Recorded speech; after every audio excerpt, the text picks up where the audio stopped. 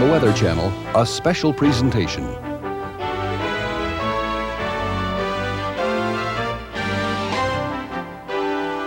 From the Johnstown floods to Hurricane Andrew, weather disasters kill hundreds of Americans every year. Blizzards, floods, hurricanes.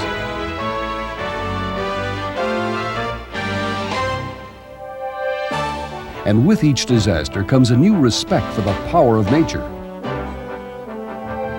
A respect that may help us survive the next great weather catastrophes.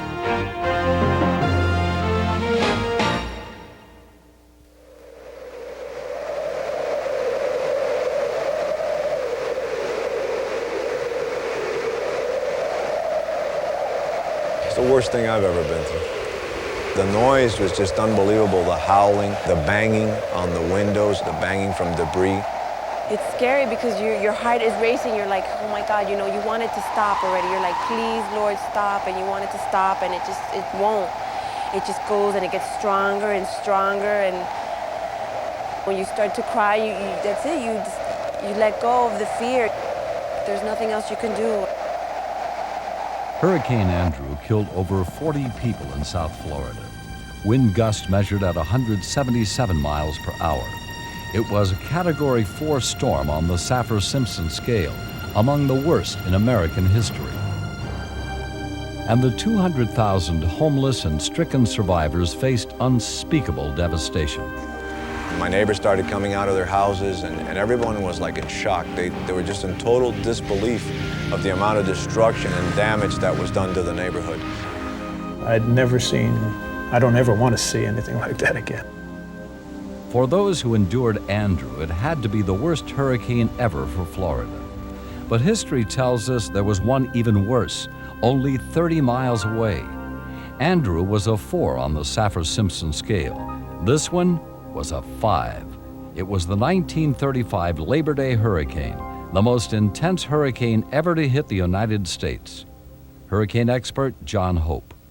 As you know, in Andrew, the area of devastation, the width of it was about 30 miles or so wide. And I don't think the Keys hurricane in 1935 was any wider than that, perhaps not even quite as wide. But they were very striking in that they were very small, very powerful, and they formed very rapidly. The Labor Day disaster began in Washington. In the early 1930s, hundreds of World War I veterans camped in the shadow of the White House to protest Roosevelt's policies towards them.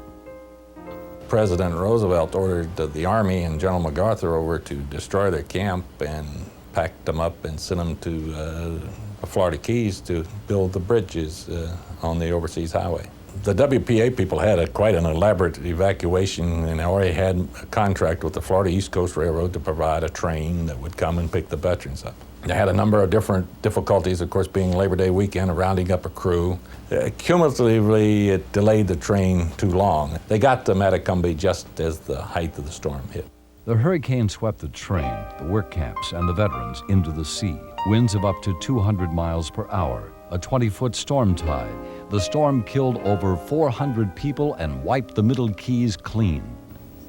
The Parkers were one of 3 families homesteading on Lower Matacumbe Key in 1935. 4 of them still live on the old homestead land.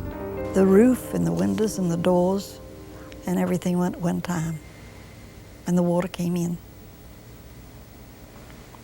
And the house went off of the foundation and started to move. Can't imagine what a feeling that is. This old barometer went through the 35 hurricane. Cliff Carpenter was a tourist fishing guide in Tavernier Key in 1935. 12, 13. It never leaves me. It never leaves. I may not talk about it, but it's still in the back of my head, that 35 hurricane. And like survivors of Hurricane Andrew, Carpenter is haunted most by the terrible aftermath of the storm. No water, no food, no shelter. And worse, bodies were scattered all over the Keys. One of the burning piles was Snake Creek. That's 5 miles below here, right at this end of the bridge. Just bring them in then, pile them up, burn them.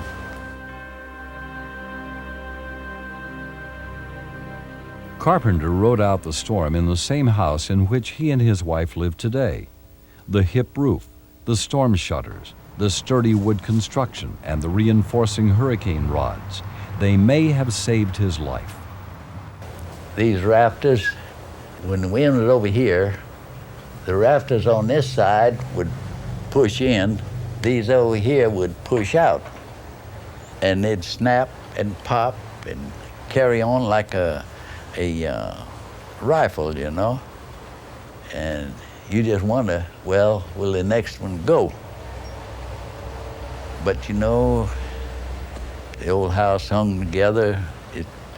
It has built in 1930, and it's never had a claim against the insurance company. But sometime between 1930 and 1992, something happened to construction techniques in South Florida. In fact, when Andrew hit Dade County, it seemed the newer the house, the easier it was for Andrew's winds to rip it apart. Herbert Saffer is the developer of the Saffer-Simpson hurricane scale. He's a construction engineering consultant in Miami and a member of a review board that studied the causes of the incredible damage from Hurricane Andrew. I think in general, I would not want to fault any particular segment of the population. I think in general, everybody has to take part of the blame. The owner, because his only interest is affordable housing or economical housing. The architectural profession because of complacency. The engineering profession because also of complacency. And the building industry, the builders and the contractors. Dr. Peter Black of NOAA's Hurricane Research Division in Miami believes, like most experts, that many houses were poorly constructed. They did not adhere to Dade County's strict construction code. Maybe we can take a look around the corner, but these tie beams essentially were never anchored to the concrete slab anywhere around here. So they're just basically sitting on top of this concrete block wall here. These hurricane straps, they call these kind of rusted steel straps you see going up over the wood frame structure. First of all, they're kind of tucked into the joint of the structure, whereas they should go over a flat piece of the wood frame material. You can see where they're pulling loose. This actually was trying to pull loose from the tie beam here. You might think, you know, that they're just details, but all these details add up to catastrophe, really. The details added up to a $20 billion catastrophe in South Florida and personal tragedies for which there are no price tags. We can never know for certain what we can count on until a disaster hits. On Dade County's strict building code to ensure a home safety. On a train from Miami to evacuate the veterans in 1935. On an early warning to give us time to escape the storm. A catastrophe like a major hurricane can knock out all our life support systems. It's the ultimate test of our ability to be prepared. The people of Johnstown, Pennsylvania have been devastated by floods 3 times in the last century. Each time they thought they were prepared. Each time the lesson was bitter.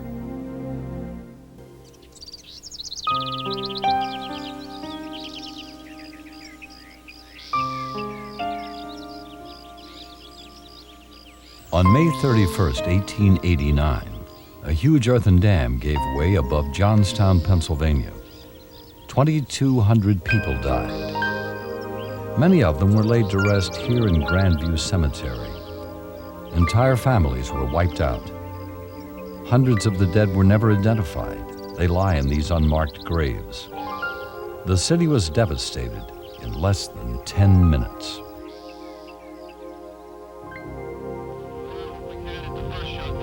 As you approach Johnstown from the north, it's easy to see its vulnerability. The mountains form huge aqueducts that funnel the Little Conemaugh, the Stony Creek River, and the Conemaugh directly through the city.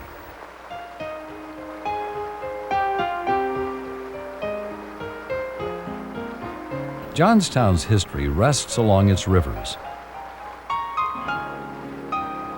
The great Cambria Ironworks, built around 1850, still stands along the banks of the Conemaugh. The stone bridge, built over 100 years ago by the Pennsylvania Railroad, a kind of memorial to the people who died here in 1889. Everywhere you go in Johnstown, there are reminders of the Great Flood. Well, Johnstown in the 1880s was a wide-open, booming steel town. It was one of the nation's centers in the emerging modern steel industry, and the town was expanding at an unbelievable rate. Population was doubling every 10 years as waves of immigrants poured into Johnstown to get jobs in the mills and mines of the Cambria Iron Company. Johnstown, of course, is a flood-prone community, but what they'd done in the 1870s and 1880s is essentially cut the rivers in half. They would take slag from the iron furnaces, pour it into the rivers, and then build on it. So they'd made land at the expense of the rivers. And as the rivers were narrowed, the frequency of flooding increased. The South Fork Dam lay 14 miles above Johnstown on the Little Conemaugh. It was owned by the exclusive South Fork Hunting and Fishing Club. Its members, men like Andrew Carnegie and Henry Clay Frick, built boat docks, the clubhouse, and what they called summer cottages along the lake's edge. In Johnstown, it was known as the Bosses Club. This is what's left of the dam today. The club had rebuilt it in 1880, but without any qualified engineer to supervise, they botched the job. The lake behind it was 65 feet deep, 3 miles long, and a mile wide. Memorial Day, 1889. It rained heavily the night before. By morning, 8 inches had fallen at the South Fork Dam, and the rain was still pouring. The water in the reservoir was only 2 feet below the top of the dam, rising at about an inch every 10 minutes. And 14 miles below, Johnstown was already flooding. At 3:15 that afternoon, 20 million tons of water pushed through the dam. In less than an hour, it wiped out a half-dozen small towns, a 75-foot railroad bridge, 24 locomotives, the huge Gautier wire mill, and at 4:10 in the afternoon, it hit Johnstown. That is when my mother took me in her arms and said, "Carrie, we're going to die."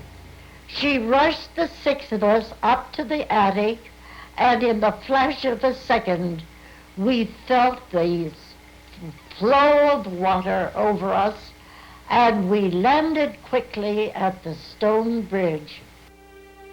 The stone bridge was at the west side of town. 14 miles of victims and survivors, horses and cattle, locomotives, factories, trees, and houses piled against the arches. My mother and father being pinned in, the men had to work quickly to get them out. My brother was never taken out. They thought he was crushed, and we're hoping that he lies among the unknown dead in this cemetery. Officially, 2,207 deaths were documented. Witnesses at the time said the death toll was much higher. They rebuilt Johnstown on that same floodplain. And by the turn of the century, the city was back, and some say better than ever.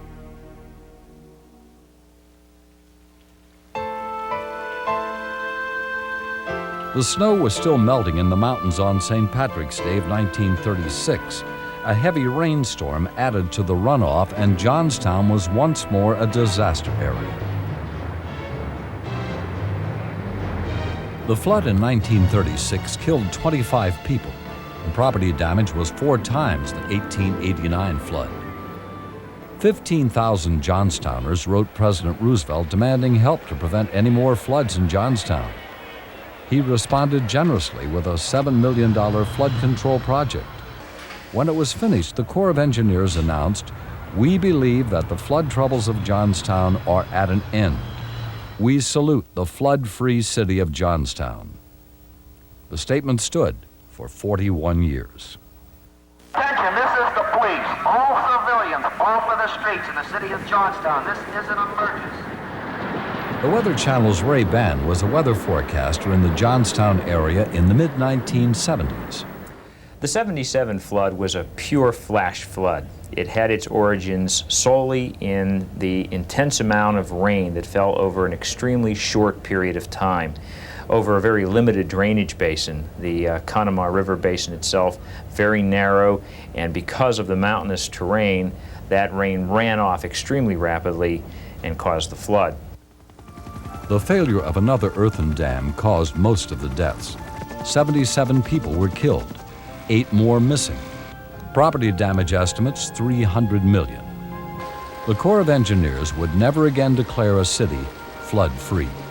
Well, I think the lesson here, among many, is you can always depend on nature to do its worst. That man can mitigate disaster, he can prepare for disaster, but there's no way that you can make some communities totally free from floods or whatever natural disaster that they're prone to. I think Johnstown, after the 1977 flood, is a much safer place to live in. But this whole goal of totally eliminating the threat, the worst that nature can deal, it's impossible. Some disasters are predicted days in advance. Everyone knows they're coming, and still we're surprised. The Superstorm of '93, next.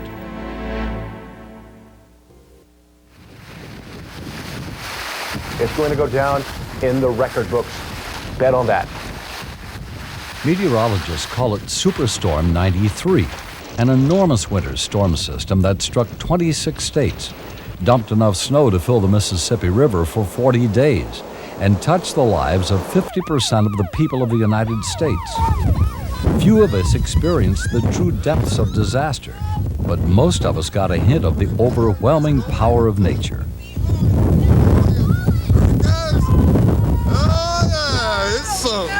All the way from Florida through Maine, the intensity of this storm had been indicated well in advance, several days in advance, for example.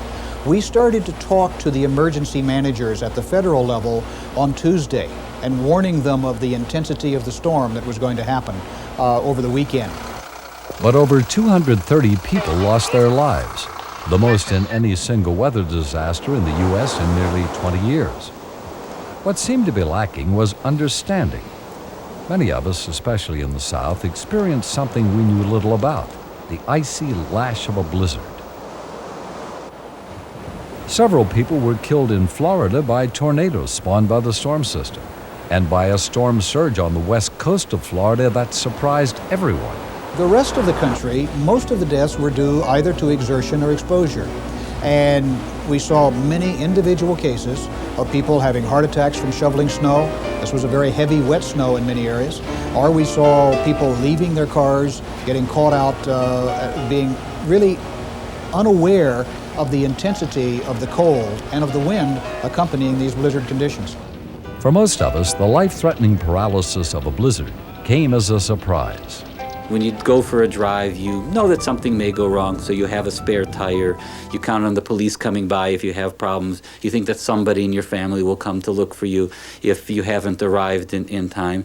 And this storm was so great that it took out all of these safety nets at once, what we call technically a common mode failure, one common cause that took out many of the things that you counted on.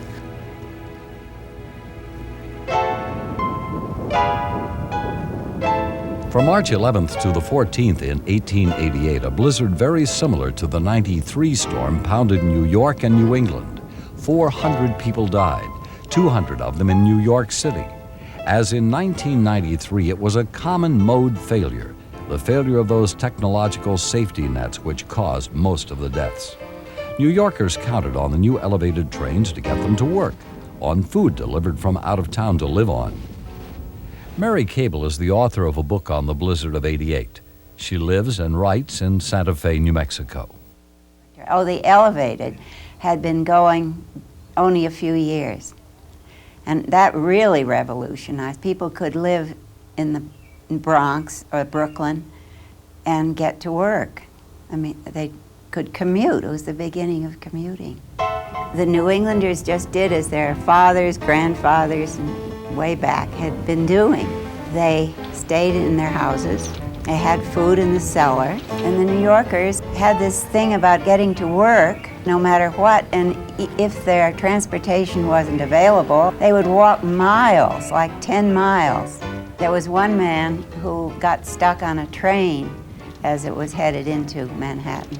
And there was a long line of stuck trains ahead of his train. So he walked and crawled along the tops of the trains to get to Grand Central. And he did. But would New Yorkers have been better off not counting on the new transportation modes? You mean in the blizzard, would they have been better off? Well, yes. But of course, they might not have had a job at all because it would have been a small town. New York grew in the 1880s thanks to the modern modes of transportation. Then during the blizzard, New Yorkers were surprised when these modern wonders failed. In the 20th century, technology gives us weather warnings which save lives, but we too run a risk when we count too heavily on our technology. The fact is that we don't always hit the storms as accurately as we did this storm blizzard of '93. But people have to take responsibility for their own actions. They have to be aware of what's going on around them, and they have to be sensible in their actions as they are living with Mother Nature. And to continue to count on somebody else to warn you, to guide you in those periods of time is basically illogical. Nothing that will come through increased technology is going to be able to replace the personal common sense aspects of knowing the environment and being able to respond to it. I think we can take this new technology, maybe add it together with some of the savvy from the old pioneers and learn to be a lot smarter about the way we build our structures and the way we react to these storms. So people took a lot of responsibility on themselves in the height of that hurricane to save themselves. Even as their houses were falling apart, they knew enough to get into interior rooms, to get mattresses piled over their heads, and there were a lot of tales of bravery there in that 2 or 3 hours.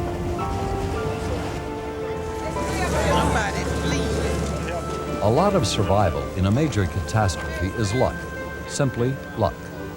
Luck, however, can be a surprising commodity. Though it seems based on chance, sometimes we can influence it, make our own luck. We can stop, think, understand, plan, prepare.